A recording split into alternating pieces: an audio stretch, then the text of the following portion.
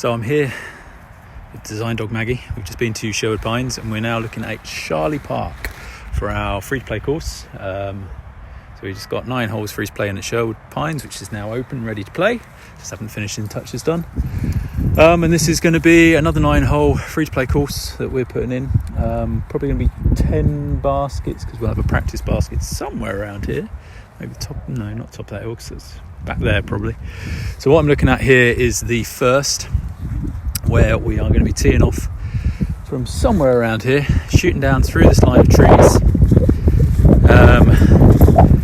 Got to be careful with the tee position to really block out the gardens on the left hand side, any chance of them being into play. So we're really going to make sure it's pushing to the right, so there's no chance of turned over drives getting in there, or anything that's going to affect the neighbours.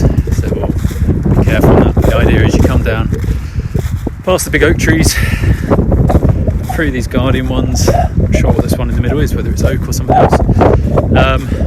Left or right, fairly straightforward, and I'm still not 100% sure distance wise whether we push this to a par 3 or try and go all the way to the bottom corner, call it a par 4, because it's about, we might go with a blue level par 4, I think.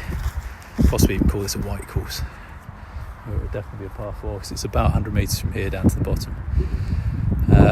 We might put it closer actually and call it a 3. I'm not sure yet. Last decision to make there. I made that one tonight. Right, on to the next one. So our next tee will be down there. I'll show you where in a second. So on the walk down the hill from here, I've made my mind up. It's going to be a par 3. We're going to shorten it up slightly. And that's definitely going to be a 3. And then this is going to be our tee right down by the police station here, by the edge of the road. So it's hopefully going to open up with a couple of signs down here. We're going to be playing back towards this oak tree. So what we've got here is the ground rises slightly. Not really going to see it on camera, but you come up slightly to this little hill, which is crest of it about 30 metres, 40 metres off the tee. And then it dips down steeply towards this oak tree here, which is another 30 metres behind that. So it's probably about 65 off the tee. And our basket is going to be tucked in behind, so you're going to have either the option for the big sweeping lefty hyzer, righty hyzer, or a lower line cresting the top of the hill with a mid-range or even putter. It's just going to float down here. The whole trick's going to be getting past this tree. Fairly straightforward one, but it's making use of the elevation of the land here, which you can't really tell. Quite a nice drop off as we go down. And then we're going to be, I would say, 15 metres long of the oak, somewhere where Maggie is just about there now, which should just give us enough room for our next hole. So going back up there, you can see the slope a bit more, be a little bit longer than this probably. And then our next tee is going to be over here. I might as well just walk straight there, So taking us down towards the police station. We're going to be firing away from this hedge. Probably not going to walk all the way there, but we're down in this corner. We're going to be quite tight to the hedge, which should theoretically stop the chances of people throwing over it more by firing away and being close to in the first place. Maggie, I'm not going to go too far down there, but the tee will be there, and we're going to be firing at those tree stumps over here. So the old grove of what was oak trees there once upon a time, we're going to come through them and be situated probably right slap bang in the middle, because it's an interesting feature. We might even use that stump, one of those stumps there. I was going to go up on the ridge originally. That interferes with our next hole, so I'm not going to do that. So this is just going to be a very straightforward, straight at it, par 3. 90 or so off the tee, slightly uphill. No real danger. Go wrong, there's nothing particularly awkward that's going to take you out here.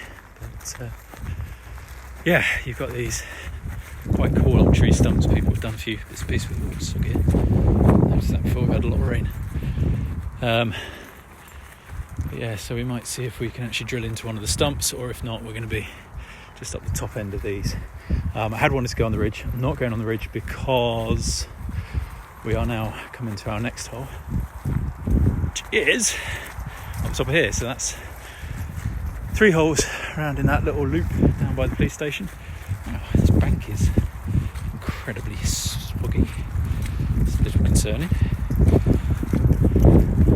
There's been a lot of rain just now, but that is, yeah, that's going to cut up badly. Oh god. Actually, this isn't actually where we're going to be walking, so there's a dry path here we can walk up. Okay, good. Right, so first I was playing from that oak tree there with these two, so we're going to push the tee back as far as we can this way, just off here, because this was the old cricket pitch, which is now no longer used. And this is going to be our first par 4. So the idea is you can go a really safe route, get nowhere near the trees over there, but then you can have a hugely long 150 metres a second going from there up there. Just trying to see if I can walk through somewhere without getting my feet really wet. There must be a dry path here. It's a cricket pitch. Yeah, no, that's a big puddle. Let's see if we can try another way. But you can't really tell off the camera here, but these trees are nicely spread. So this nearest one to us here is probably 70 metres off the tee-ish, whereas this one at the far end is about 100 metres. So they're on a nice diagonal, and they're spaced quite nicely. So we'll cut back some of the lower crap. I have to find a dry path through here. I can't quite believe how wet it is. For a cricket pitch, this would not be fun. The ball's not going to travel far on this outfield. Christ. Yeah, okay. Eesh, come in all weathers, eh? This will take some thinking. Anyway, so sorry, that's just concerned me a little bit there. Try to stay clear of something that wet, but we're a bit set on it. So anyway, you've got different gaps that you can choose. So you could either, as I say, go for the really safe one there, where you might go for the sidearm option, get a little bit further up, or lefty hyzer might do it. This is a fairly safe and easy option. It's going to be about 85-90 metres to that first gap here, which is a nice wide gap. You get a hyzer right hand, backhand through there. You're going to be in a fairly good position to attack up. Or you can go really big. This is where I want the big boys to get the advantage on this hole. This second gap up the top here, there's a bit of a slope down to the trees. If you can get all the way around the back here, which is going to be 120 metres or so to that tree, so 125, 130 onwards, you're down here and you're going to get a good look up the slope to our basket, which is going to be up the top here somewhere. Yeah, and then our next tee will be over there. Yeah, I'm going to walk up there, firing. I'm not going to walk to the tee. It's over this way, firing away from the hedges, so there's no chance of them coming to play. We are going to have short tees as well as long. The idea is, so your long one goes back there, your short one there from the basket that's going to be up here somewhere, or vice versa. But basically trying to overlap the holes so there's no big walk to either long or short tee from each, so it's fairly intuitive where you're going. All these little bits put the puzzle together. It's nice to overlap longer holes like that, so there aren't big walks, because that's the other thing. From the tree stumps, the short ones are actually going to go straight to the trees, just be playing from there up to this up here, whereas the longs are going back another 100 metres the other way. But from positioning it in the middle of the two, it means a 50 metre walk either way to create a decent par 4 for big arm players and a decent par 3 for people first time out. We're going quite steeply uphill here actually. So anyway, our basket for that one will be somewhere here. Not going to go into the trees to the left because they're being used now next hole. But where are we? 3 to there, 4. So our 5th hole is going to be playing from down there. Maggie, don't go too far. Up here. There are backs of gardens here, but they're quite well protected behind foliage. So we're going to try not to go too tight to them. Basically, going up to the top of the hill here.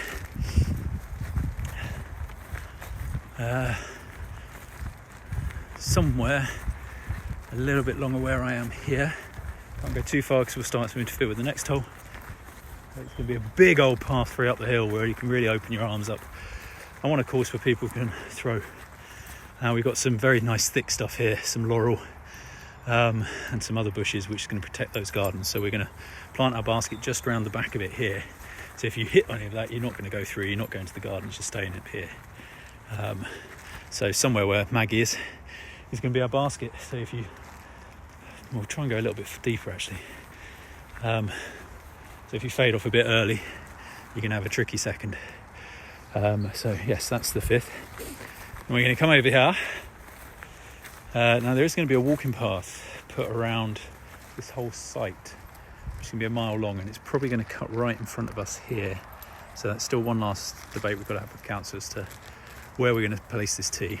But this is our next one, which is going to be a really fun par 4 where you're firing downhill through those trees. So you've got a load of different gap options. So you can go the tight one, middle one, or far right one. This can be a dog leg to the left. So you've got your tight, most tricky gap, which is going to take you close to the basket. Your middle one, which is probably not really an intentional one, but you go there by mistake. Or you could go for the very wide one. Make sure you get out onto the cricket pitch, and then you'll have a good shot back up the hill. I like this par 4. I don't think there's a route over the top for most mortals. It's a Lizotte line up there maybe. It's big. Those oak trees are 30 metre high trees. Yes, we're uphill from them, but they are 85, 90 off the tee already. I don't think the majority of players are going to be able to go over the top of them, and I'd like to see the one that can. On the left here, there was what was a football pitch, a really nice football pitch that they're getting rid of. I'm not really sure why, but yeah, that is out of bounds anywhere over the hedge. And so we come down here through these oaks. One's looking a bit dead, unfortunately, but that doesn't come down soon. So yes, you can go for the big gap that way, more chance of getting out to the pitch with no issues. You can middle one here, or you can go tighter. So as I say, that's about 85, 90 downhill to here. I have the short tee position in as well, which will give you a shot down to the corner here. Maggie!